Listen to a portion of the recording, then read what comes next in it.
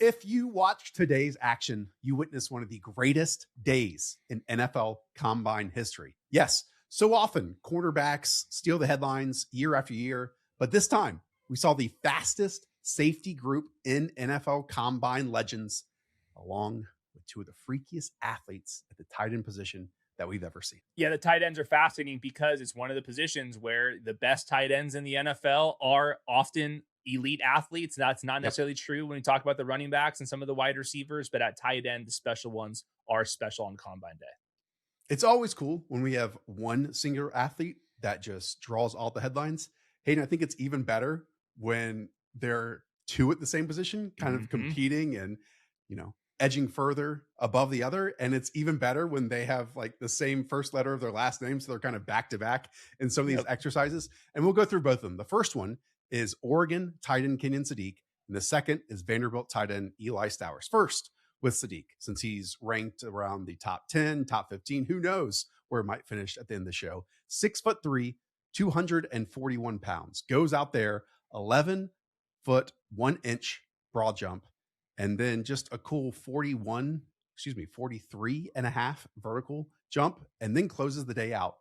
4.3940, 1.54, 10-yard split. Your immediate thoughts? Yeah, his numbers, there was a number out there on Jahmyr Gibbs and Kenyon Sadiq having the exact same tracking time. And then there was another one where the 10-yard split for Kenyon Sadiq was faster than Deshaun Jackson, famously one of the fastest wide receivers ever. So we're talking about somebody where you have to just like reset whatever your pre-combine expectations were for Sadiq. Everyone knew he was going to be a special athlete. He was in the freaks list. He was dunking on my Trojans. You can see the yards after the catch plays. Everyone. Yeah, he does. I mean, he was a full standard deviation better than anybody was expecting. Like, this was a true, like, 100th percentile performance here. We knew he was a freak athlete. He was well beyond what most people were expecting.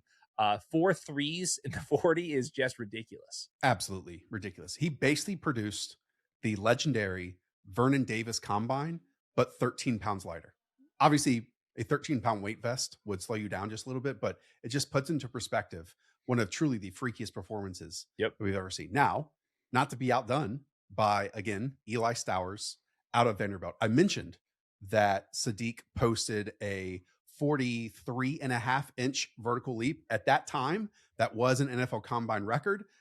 Fast forward 1 minute, Eli Stowers goes out there at 6'4", 239 pounds, 45 and a half inch vertical leap. That is the best for any position.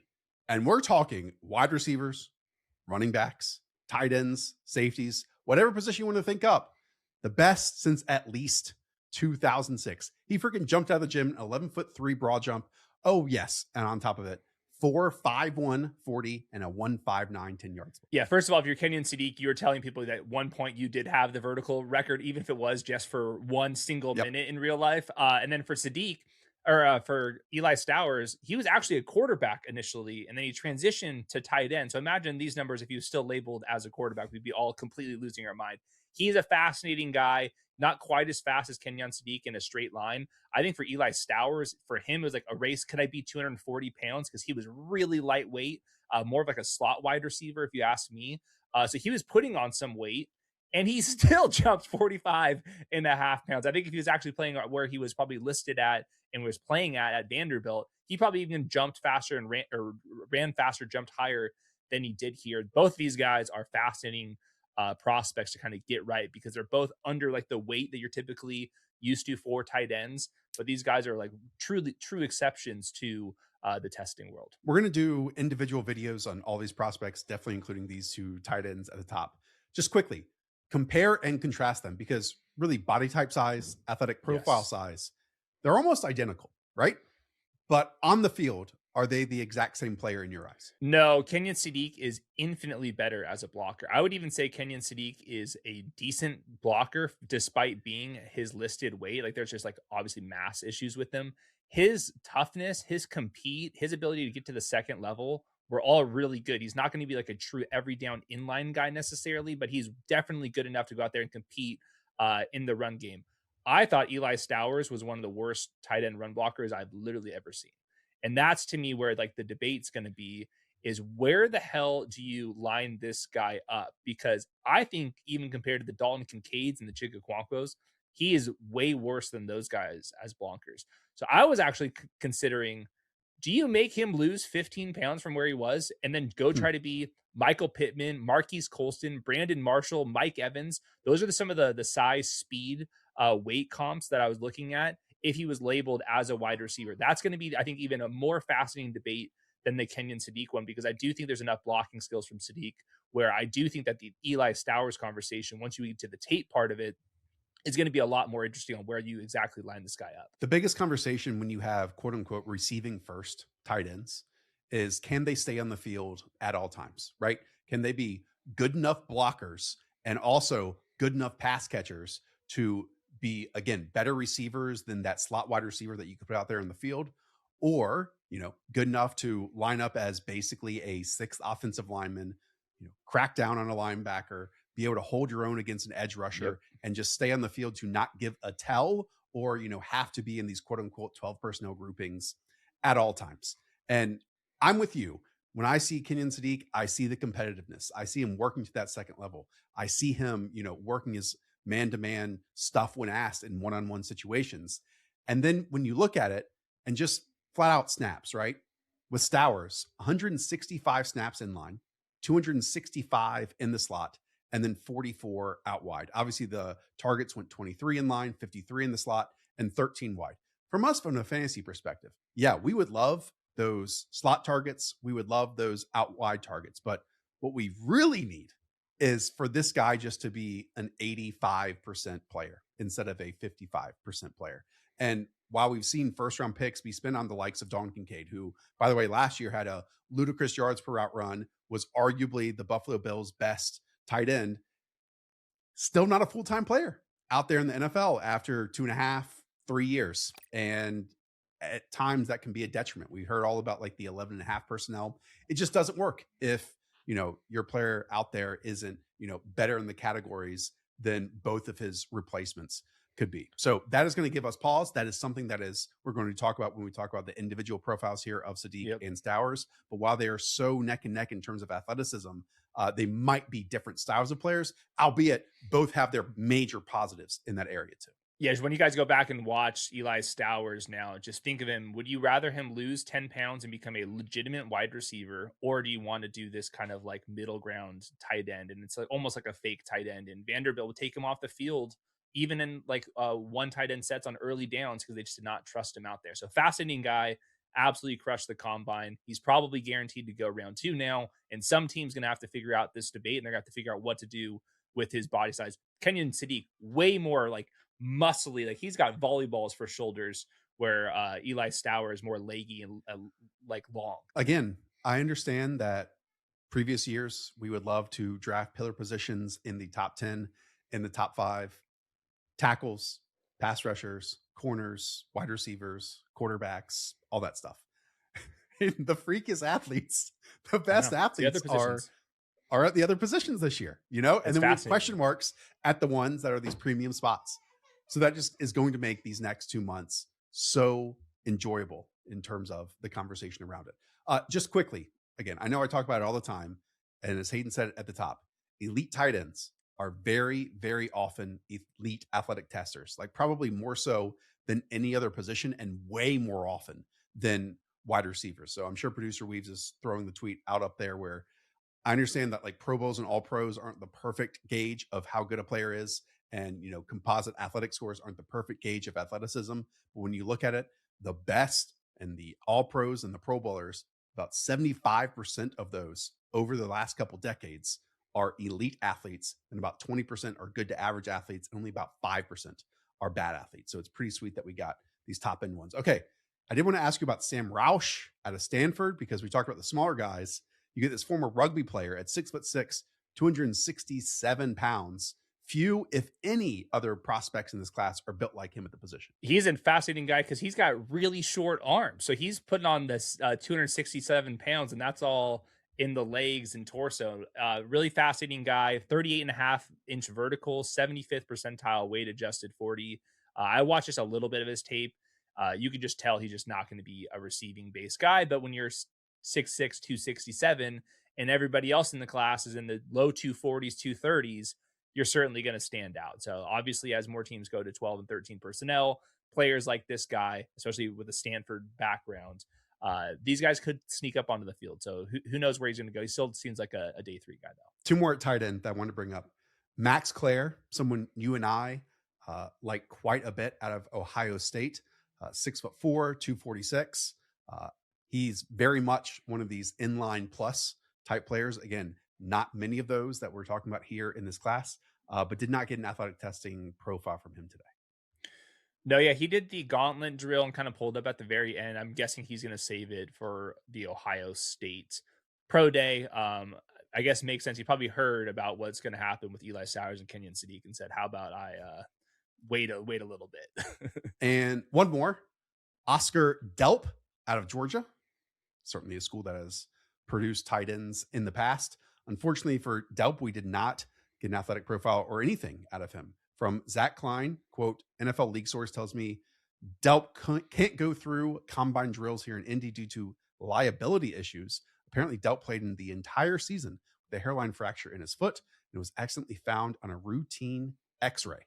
So hopefully he will be ready for the March 18th Pro Day. Yeah, I really want to get athletic numbers on him because I watched him with my own eyeballs on tape run right by SEC defensive backs. So he's one of these guys like Klare, who I think, despite the receiving profile in terms of like raw production, I think he might be a really good athlete. Now we'll see with the broken foot if he has to get surgery or anything crazy like that. So obviously he's stock down for him, but he was one of these guys I was fascinated by off first glance. Final note on tight ends. It wasn't just the workouts here for Kenyon Sadiq. I know Mike Garofalo went on a local radio station in Philadelphia and said, quote, walking into interviews and explaining exactly what everybody else's assignment is. That's exactly what Kenyon Sadiq is. I had one guy say, quote, it was the best interview I've ever had. Talk about checking all the boxes. Wow. What a monster. Yeah. What a monster. All right. Before we go any further, obviously wide receivers, running backs, the lot still to come here, the combine. And yes, we've got 40s over on Underdog. You can look at Jeremiah Love. That's at 4.39. Fast track, maybe. Faster or slower you can take there. Casey Concepcion, as we keep bringing up, 4.41. Zachariah Branch, the Screen Machine, 4.35. Faster or slower. Again, basically every single person that you want, including quarterbacks, you can go take over on Underdog. Use the link in the description down below. If you're watching the combine on a Saturday or Sunday, why not have a little bit of fun with it? All right, let's go to the safeties. Hayden, man at the top, because Caleb Downs did not participate. We got to go to Oregon's Dillon Thieneman. What a day. Talk us through it. He is a monster, 41.5-inch vertical, and then runs a 4.35 in the 40-yard dash. He has the size too with it. He's got really long arms, and he's got a fascinating backstory because he started off at Purdue, and Purdue had him as a back third safety, like a true deep safety where he's picking guys off left and right. And then Oregon needs him inside the box, almost plays like a linebacker role, like a lot of 3 safety looks, and he's cleaning up on tackles on everybody. He is so good on tape. I couldn't find any weaknesses. I saw a good athlete on tape, and now we know he's a freak athlete on tape. Yes. So before the combine, I had him ranked 24th overall. After the combine, he's sneaking into like the top 15, top 16. And just to kind of float this to you, Joe Goodberry covers the Bengals. They have safety problems. They're picking 10th. I asked him if Thieneman's in play there. He said absolutely yes. So his stock is through the roof. Go find a wart from him on tape. I dare you. It's really hard to find. It's great because he's basically played in 2 different systems. Like he started off at Purdue, Thieneman did. Yep. And he was playing a lot of single high there. And so you see his range, his anticipation on these vertical shots, and he's disrupting at the catch point. He's picking them off. It's a lot of back half coverage stuff. And then he goes to Oregon this year, who I believe Brentley pointed out that they missed some linebackers due to injury.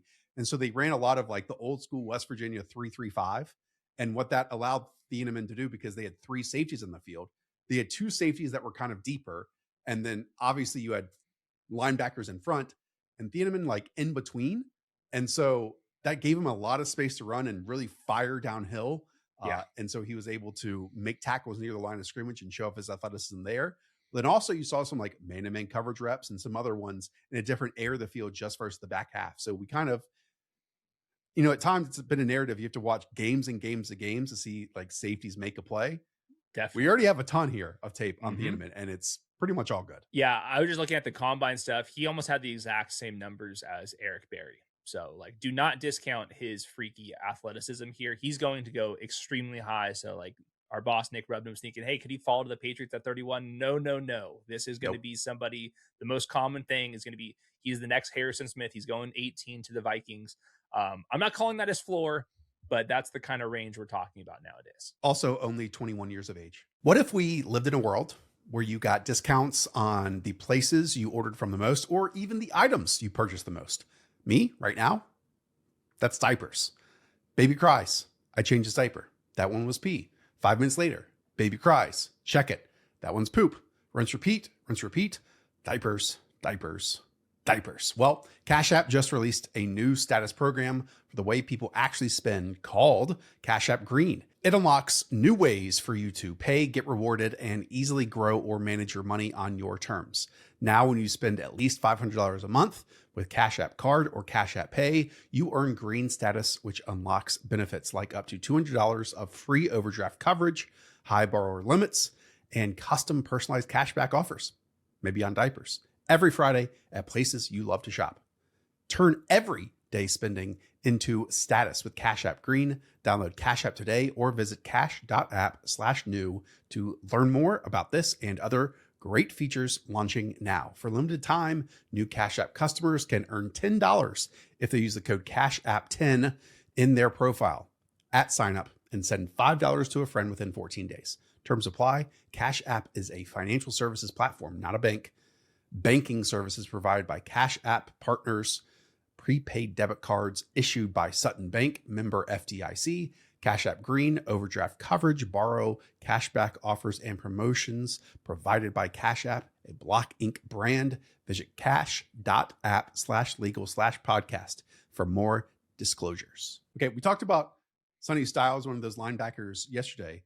His brother, also coming out of Ohio State right now, Lorenzo Styles, 6'1", 194 pounds. I'm looking at these like composite ranks, these rankings out there. He's in like the 200s. It's probably going to change when you run a 4.27 official 40 and a 1.49 10-yard split and a 39-inch vertical. I mean, if I just knew that there's another Styles, I would blindly take him in the 6th, 7th round. AJ Styles, without seeing. Yeah, any Styles, if you're related to Styles, raise your hand. I'm drafting you just to see what the hell is going on. So yeah, I haven't watched him. He's too buried in the rankings, but yeah, he said that he was just so much faster than his brother, which is just incredible to see.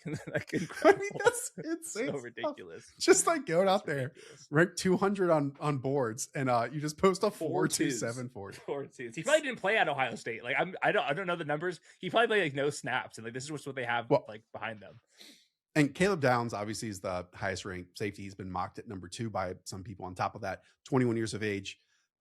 Again, no athletic testing from him. The other, let's say, frequently mocked or ranked in the top 32 is Toledo's Emmanuel McNeil-Warren. What'd you see from his day? Just an average athlete across the board. He's like, that's kind of how he played. Like he had some like really nice plays, but it wasn't like some absolute freakazoid. He's like not Nick and Manwari out there. He's different in style from Thieneman as well. I liked the Oregon kid a lot more than the Toledo kid, but he didn't really hurt his day all that much. He's just like clearly not going to be the second safety off the board after what Thieneman did. So totally different type of guys, like kind of like too high rolling down at the snap. You know how like that happens almost on every play in the NFL. That's kind of his game, like picking off guys over the middle, rallying, making some tackles out there. So good player.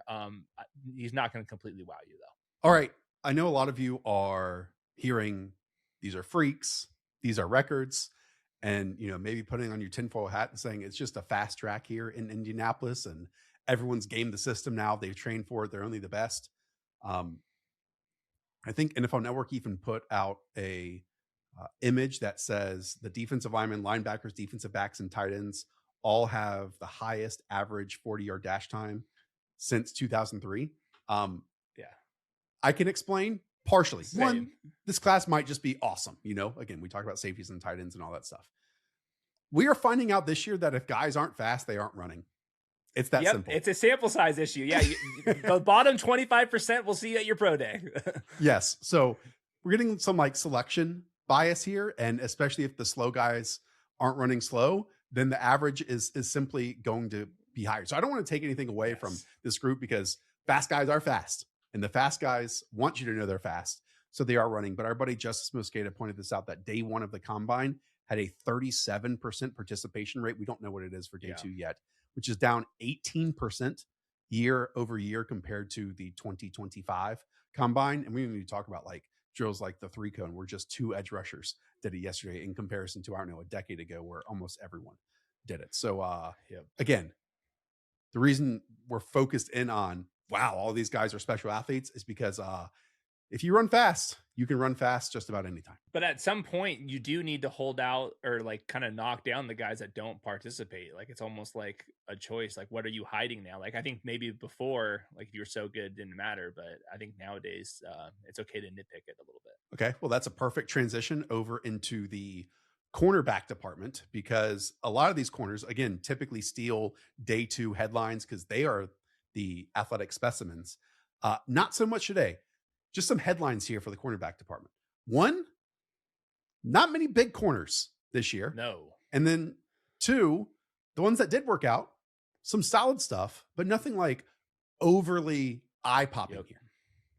Yeah, I'm building out an all combine team, taking the 11 starting positions on both sides. And I struggled with even to put at corner. I went with Chris Johnson out of San Diego State and then Colton Hood out of Tennessee. Neither of them went absolutely crazy. Neither of them even ran in the 4.3s. We did have Toriano Pride run the 4.3s, but I think Chris Johnson, Colton Hood, their whole day was really solid, but nothing exceptionally good. You're not getting a Patrick Surtain or anything like that. And then the consensus top guy, Montour Delane, chose not to test. He came in maybe a little bit smaller than I was expecting. He's not overly fast on tape. So I think it's an okay corner class. I don't think we have a true top end guy in this, and I think that the combine showed that through. Yeah, on the stat show for the 2026 draft, ones that might blow your mind, we talked about Mansour Delane out of LSU, 6 foot, 187 pounds, 30-inch arms. Again, just allowed 13 receptions this year, and no receiver caught multiple against him. So again, those stats are fantastic. I did want to bring up Jermod McCoy, because I know he's in this cornerback 1 conversation. Yep. 6 foot and 3/4 inches, 188 pounds, just over 31-inch arms. But this is a complicated one. He's 13 months removed from an ACL tear and surgery. He didn't play a single snap in 2025. Then he didn't play at the Senior Bowl, despite being invited. And now he didn't do anything at the NFL Combine. I'm sure we'll get something at the Pro Day, but hey, now we're on, 13 months of 0 football activities for someone that might be the CB1 in this class. Definitely. You're talking about also a corner coming off a knee injury. Any difference in athleticism is going to make a big difference in where he's getting ranked and drafted. So lots riding on his pro day. It sounds like he's fully cleared for football activities, is fully doing all of the drills in his training. Just wants to buy himself a couple extra weeks until his pro day to probably test a little bit better, which I think is fair. I think that he could have competed if he absolutely had to. He was a really good athlete. His stop, turn, explode movements were all really, really good. So I'm expecting to have a good day once we get it. 2 more names I want to throw at you. Avieon Terrell is the brother of AJ Terrell.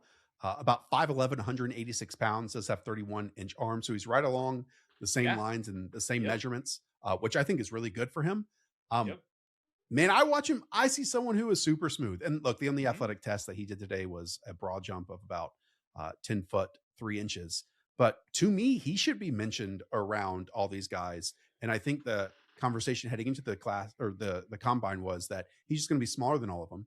Didn't seem like it measurement wise. Yeah, I thought it was a good day for him just for that fact alone. He's kind of labeled as somebody that's going to have to play a bunch of nickel, but if he has to play a bunch of nickel, then what about Montour Delane and all the rest of them? They all have the exact same size. So it just comes back to the tape, because they're all going to have similar enough size and athletic movement. So that's why I went with Colton Hood, who's kind of in that range as the winner of the day. 4.44 in the 40 and a half inch vert, 125-inch broad jump, 6 foot, 193. So maybe he's just barely bigger than someone like Terrell. And I thought he was really smooth in the drills and also really smooth on tape. So it's kind of a big collection of guys. I think we'll probably end up getting drafted, 16th to the back end of a round one, where most corners get drafted anyways. Close this out with D'Angelo Pons out of Indiana, under 5'9", 182 pounds, under 30-inch arms. Yeah. 29 and 3/8 inches. But it helps, when you have like the 5th highest vertical jump of any cornerback in NFL combine history. So that should add a couple inches into his height and into his arm length too. Definitely. So I tweeted out that it's got to be one of the highest like percentages of your own height that you've jumped in the vertical, and somebody actually ran the numbers. It was the 4th highest percentage of height jumped in the vertical since the database going back to like 1999. So a truly wild performance from him. By the way, if Indiana goes undefeated, we got to be drafting a lot of these guys somewhere. So like it's the Omar Cooper, it's Pons, obviously Mendoza. There's got to be some Indiana guys beyond Mendoza. They just went undefeated in college football, so he's one of them. Any other names you want to bring up that I didn't touch on here? Yeah, Arizona's got this nickel corner / safety, so it kind of depends on where you're even ranking him. Stukes, he ran 4.33 in the 40. That's a 99th percentile time if you're comparing it to safeties. His broad jump was in the 90th percentile. He was on the consensus board right outside the top 100. Of course, Dane Brugler, who knows a little bit of ball, had him closer to like 75th overall. Well, if you're looking at these scores in general, whether that's at a nickel or at a strong safety, they're excellent times. So he's somebody that I have my homework to do before I post my top 75 coming out of the combine. I'm imagining that I'm going to sneak him in there just because these scores were so ridiculous. And yeah, he's 6 foot 6 inches. They all are. 6 foot 6 inches at safety, at corner. That's nuts. Okay, that does it for us. Hopefully we get some cool ass athletes on Saturday and Sunday. Tomorrow it's running backs, wide receivers, and quarterbacks. And then Sunday, the big boys, the offensive linemen. We'll have at least one show for you on Saturday and come back with a mock draft on Monday. But if Sunday we've got some, short shuttle times, bing, bang, boom, I'll come on here and talk about them for 5 minutes at least. That's for sure. Yeah, so we appreciate you watching, leaving a thumbs up, leaving a comment down below. We'll catch you in the next video. See you.